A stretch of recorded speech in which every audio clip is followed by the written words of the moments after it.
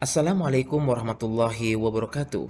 Hai Pointers, terima kasih telah bergabung kembali bersama kami di channel yang sederhana ini, Poin 1. Semoga kita semua senantiasa tetap dalam lindungan dan ridha Allah Subhanahu wa Ta'ala. Amin, amin, ya Rabbal Alamin. Khalifah kaum muslimin yang ketiga, Utsman bin Affan radhiyallahu anhu. Jika melihat pekuburan, beliau menangis, mengucurkan air mata hingga membasahi jenggotnya. Suatu hari, ada seorang yang bertanya, tatkala mengingat surga dan neraka engkau tidak menangis. Mengapa engkau menangis ketika melihat pekuburan? Utsman pun menjawab, sesungguhnya aku pernah mendengar Rasulullah Shallallahu Alaihi Wasallam bersabda, sesungguhnya liang kubur adalah awal perjalanan akhirat. Jika seorang selamat dari siksaannya, maka perjalanan selanjutnya akan lebih mudah. Namun, jika ia tidak selamat dari siksaannya, maka siksaan selanjutnya akan lebih kejam. Hadis riwayat Tirmidzi. Bagaimanakah perjalanan seorang jika ia telah masuk ke dalam kubur? Hadis panjang Al-Barra bin Azib yang diriwayatkan oleh Imam Ahmad dan disahihkan oleh Imam Al-Hakim dan Syekh Albani menceritakan perjalanan para manusia di alam kuburnya. Suatu hari, kami mengantarkan jenazah salah seorang sahabat Nabi Shallallahu Alaihi Wasallam dari golongan Ansor. Sesampainya di pekuburan, liang lahat masih digali, maka Rasulullah Shallallahu Alaihi Wasallam pun duduk menanti, dan kami juga duduk terdiam di sekitarnya, seakan-akan di atas kepala kami ada burung gagak yang hinggap. Rasulullah Shallallahu Alaihi Wasallam memainkan sepotong dahan di tangannya ke tanah, lalu beliau mengangkat kepalanya seraya bersabda, mohonlah perlindungan kepada Allah dari azab kubur.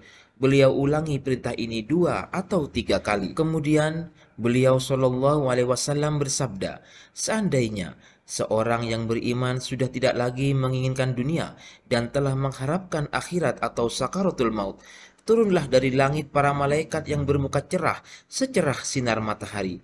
Mereka membawa kain kafan dan wewangian dari surga, lalu duduk di sekeliling mukmin tersebut sejauh mata memandang. Setelah itu, turunlah malaikat pencabut nyawa dan mengambil puisi di arah kepala mukmin tersebut. Malaikat pencabut nyawa itu berkata, wahai nyawa yang mulia, keluarlah engkau untuk menjemput ampunan Allah dan keridhoannya. Maka nyawa itu dengan mudahnya keluar dari tubuh mukmin tersebut, seperti lancarnya air yang mengalir dari mulut sebuah kendil. Lalu nyawa tersebut diambil oleh malaikat pencabut nyawa, dan dalam sekejap mata diserahkan kepada malaikat yang berwajah cerah tadi, lalu dibungkus dengan kain kafan surga dan diberi wangian darinya pula, hingga terciumlah bau harum seharum wangian yang paling harum di muka bumi. Kemudian nyawa yang telah dikafani itu diangkat ke langit. Setiap melewati sekelompok malaikat di langit, mereka bertanya, nyawa siapakah yang amat mulia itu? Ini adalah nyawa Fulan bin Fulan. Jawab para malaikat yang mengawalnya dengan menyebutkan namanya yang terbaik ketika di dunia. Sesampainya di langit dunia, mereka meminta izin untuk memasukinya, lalu diizinkan. Maka seluruh malaikat yang ada di langit itu ikut mengantarkannya menuju langit berikutnya, hingga mereka sampai di langit ketujuh.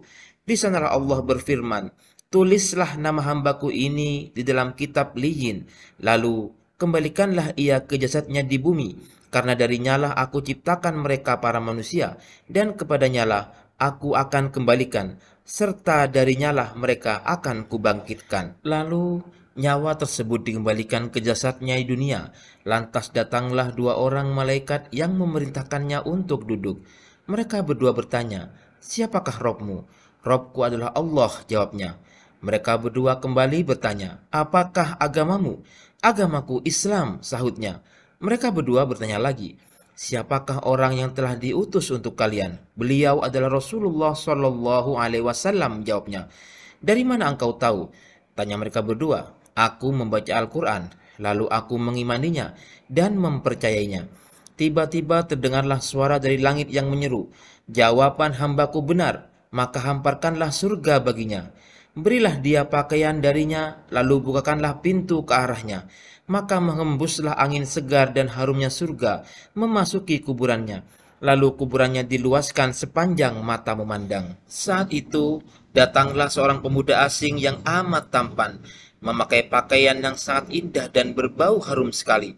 Seraya berkata, bergembiralah, inilah hari yang telah dijanjikan dulu bagimu. Mukmin tadi bertanya, siapakah engkau? Wajahmu menandakan kebaikan.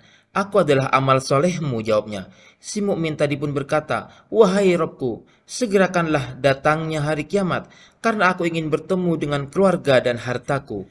Adapun orang kafir, saat dia dalam keadaan tidak mengharapkan akhirat dan masih menginginkan keindahan di duniawi, turunlah dari langit malaikat yang bermuka hitam sambil membawa kain mori kasar, lalu mereka duduk di sekelilingnya. Saat itu turunlah malaikat pencabut nyawa dan duduk di arah kepalanya seraya berkata, wahai nyawa yang hina, keluarlah dan jemputlah kemurkaan dan kemarahan Allah. Maka nyawa orang kafir tadi berlarian di sekujur tubuhnya. Maka malaikat pencabut nyawa tadi mencabut nyawa tersebut dengan paksa, sebagaimana seseorang yang menarik besi beruji yang menempel di kapas basah.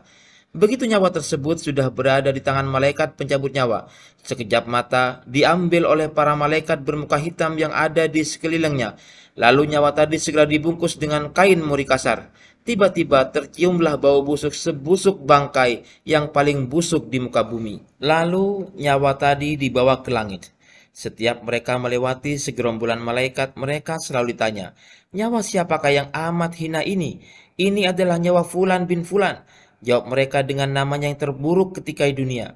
Sesampainya di langit dunia, mereka minta izin untuk memasukinya, namun tidak diizinkan. Rasulullah membaca firman Allah yang artinya, tidak akan dibukakan bagi mereka orang-orang kafir pintu-pintu langit, dan mereka tidak akan masuk surga sampai seandainya unta bisa memasuki lubang jarum sekalipun. Quran Surah Al-A'raf ayat 40. Saat itu Allah berfirman, tulislah namanya di dalam sijin di bawah bumi. Kemudian nyawa itu dicampakkan dengan hina-dina. Rasulullah SAW membaca firman Allah Ta'ala yang artinya, barang siapa mempersekutukan sesuatu dengan Allah, maka adalah ia seolah-olah jatuh dari langit, lalu disambar oleh burung, lalu diterbangkan angin ke tempat yang jauh. Quran Surah Al-Hajj ayat 31. Kemudian nyawa tadi dikembalikan ke jasadnya, hingga datanglah dua orang malaikat yang mendudukannya seraya bertanya, siapakah Robmu? Aku tidak tahu, jawabnya. Mereka berdua kembali bertanya, apakah agamamu? Aku tidak tahu, sahutnya. Mereka berdua bertanya lagi, siapakah orang yang telah diutus untuk kalian? Aku tidak tahu, jawabnya. Saat itu terdengar seruan dari langit, hambaku telah berdusta, hamparkan neraka baginya, dan bukakan pintu ke arahnya. Maka hawa panas dan bau busuk neraka pun bertiup ke dalam kuburannya. Lalu kuburannya dipres oleh Allah hingga tulang belulangnya pecah dan menancap satu sama lainnya. Tiba-tiba datanglah seorang yang bermuka amat buruk, memakai pakaian kotor dan berbau sangat busuk, seraya berkata, aku datang membawa kabar buruk untukmu. Hari ini adalah hari yang telah dijanjikan bagimu. Orang kafir itu seraya bertanya, siapakah engkau? Wajahmu menandakan kesialan. Aku adalah dosa-dosamu, jawabnya.